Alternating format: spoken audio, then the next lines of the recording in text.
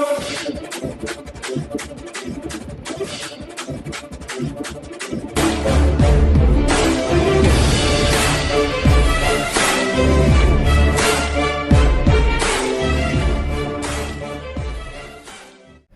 हुंडाल, depot secretary, साझा मोर्चा का सदस्य और ब्लॉक का प्रधान होने के नाते आपको ये बता देना चाहता हूँ, ये 28-29 तारीख की जो हड़ताल है ये कोई सामान्य नहीं है। ये बहुत ही सोच समझ के दिया गया सरकार के खिलाफ बहुत ही लंबे समय के बाद हमने संघर्ष के बाद ये तय किया था। और इसके मेन टॉक्स हैं, आज़ादी के बाद जितने भी पब्लिक सेक्टर हैं सरकार योजनाबद्ध तरीके से उनको पूंजीपति के हवाले करना चाहती है। हम जनता के साथ मिल करके कर्मचारी इस पब्लिक सेक्टर को बचाने का काम करेंगे। उदाहरण के तौर पर बीजेपी सरकार जब सत्ता में नहीं थी उन्होंने वायदा किया था यदि हम सत्ता में आएंगे तो हर साल 2 लाख बेरोजगार लोगों को पक्का रोजगार देने का काम करेंगे। सरकार ने अपना वायदा तोड़ा है, कोई रोजगार की व्यवस्था नहीं की है। उदाहरण के तौर पर रोडवेज का कर्मचारी होने के नाते सरकार ने यह भी वायदा किया था हम आए साल इस बेड़े में 1000 बसों को शामिल करेंगे। इस सरकार ने लगभग 7 साल हो गए हैं, कोई एक बस जैना बेड़े में शामिल नहीं की। उदाहरण के तौर पर इस बेड़े में हजारों बस इसी महीने कंडम होने वाली हैं और पिछले 2 साल में जो बसें कंडम हो रही थी सरकार ने अपनी योजनाओं को गलत ढंग से उन बसों का समय बढ़ा दिया। दोबारा से उन बसों का कंडम का समय आ गया है और जनता और कर्मचारियों की कोई मांग नहीं है जो है ना इस सेक्टर को जो है ना पब्लिक सेक्टर को प्राइवेट सेक्टर में दिया जाए। हम जनता के बीच में रह करके ये दोबारा सरकार से चेतावनी देना चाहते हैं, समय रहते इन पब्लिक सेक्टरों को जो है ना पब्लिक के हवाले ही रहे, पूंजीपति के हवाले ना करें, अन्यथा हम जनता के साथ मिलकर के इस सरकार को आने वाले समय में सबक सिखाने का काम करेंगे। अच्छा, ये जो प्राइवेट जो किलोमीटर स्कीम पे बसें लगाई हुई हैं उनके ड्राइवर की काफ़ी कंप्लेंट आ रही हैं और कंडक्टर ड्राइवरों के लोगों से दुर्व्यवहार करते हैं, दारू पिए रहते हैं, एक्सीडेंट ज़्यादा हो रहे हैं। मैंने समय समय पर सरकार को अवगत भी करा है। जैसे निर्भया कांड दिल्ली में हुआ था, यदि उस बस पर सरकारी ड्राइवर कंडक्टर होते तो निर्भया कांड नहीं होता। इसी आधार पर हमारी एक बस दादरी से नारनौल जा रही थी, उसका प्राइवेट का ड्राइवर दारू पी के रास्ते में गाड़ी चलाने से मना कर दिया था। सवारियों के साथ मिसबिहेवियर, इस तरह की अनेकों शिकायतें आ रही है। एक्सीडेंट भी हो रहे हैं और सरकारी बदतमीजी भी कर रहे हैं और उसका सरकार के नियमों का कोई भी पूर्ण रूप से पालन नहीं कर रहा है। जैसे उनके पास अनुभव नहीं है, 5 साल का सर्टिफिकेट नहीं है, इस तरह से दुनिया भर की अनियमितता है।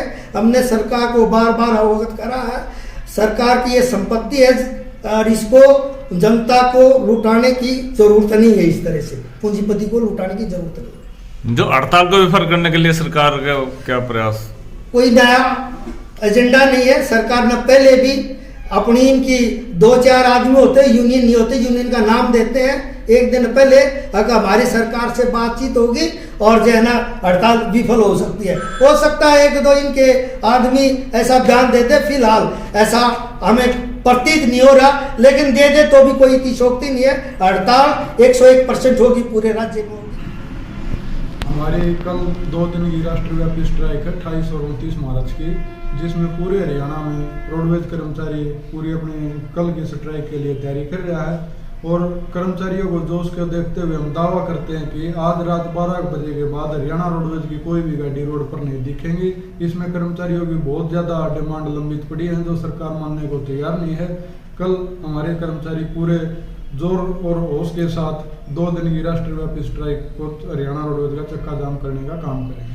पीछे जो हड़ताल की कॉल की थी उसमें कर्मचारी 2 फाड़ हो गए थे साझा मोर्चे के बावजूद, क्या अब भी कोई ऐसी कोई स्थिति तो नहीं है? नहीं, ऐसी कोई बात नहीं है। 10 यूनियन हमारी साझा मोर्चा में अंदर शामिल हैं, और एक दो यूनियन जो हमारी बाहर थी उन्होंने हमारे कुछ साथियों ने डिपो लेवल के ऊपर उन साथियों को मना लिया। जैसे रोहतक में औरक साहब के साथी भी हमारे साथ आए हैं, कुछ डिपो में ऐसी यूनियन के साथी थी वो भी हमारे साथ आए हैं। रोहतक भी हम कोशिश कर रहे हैं शाम तक वो भी हमारे साथ आ जाएंगे।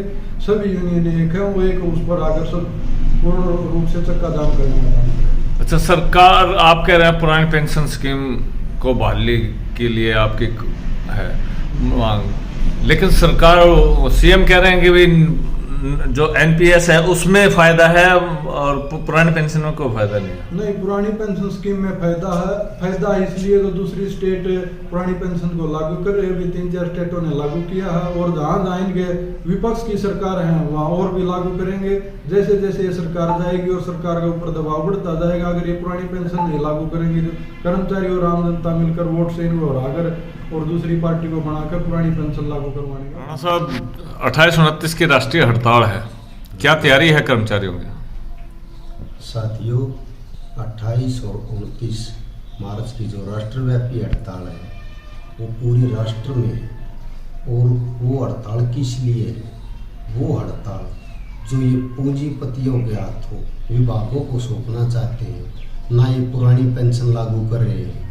और जैसे रोडवेज ये जो साझा मोर्चा बनाया है उसने किसान आंदोलन से सीख लेकर 28 और 29 मार्च की सभी यूनियनों को इकट्ठा करके एक साझा मोर्चा बनाकर इस हड़ताल, ये 28 और 29 तारीख की हड़ताल दी है।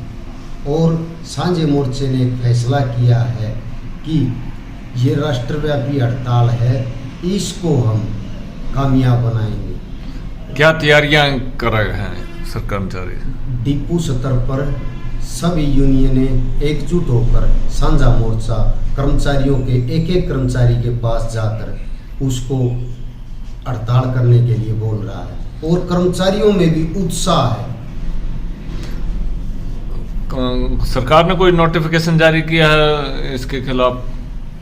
सरकार तो आपने पता है, विभागों में ऐसे हड़ताल को विफल करने के लिए नोटिस जारी करते हैं कि सभी को बस चलानी होगी, अदर कोई भी कहीं भी बैठा है उसको जाकर कार्य शाखा में अपनी ड्यूटी दर्ज करवानी। कोई ये है भाई रात के कोई बसें नहीं जाएंगी, कोई ऐसा नोटिफिकेशन? कर्मचारियों का एक ही संदेश है और कर्मचारियों में उत्साह भी बना है, क्योंकि जो 18 दिन की जो हड़ताल हुई थी उसके बाद ये राष्ट्रव्यापी हड़ताल जो साझे मोर्चे ने दी है, कर्मचारियों के अंदर उत्साह भरा हुआ है और वो हड़ताल करने के लिए तैयार है।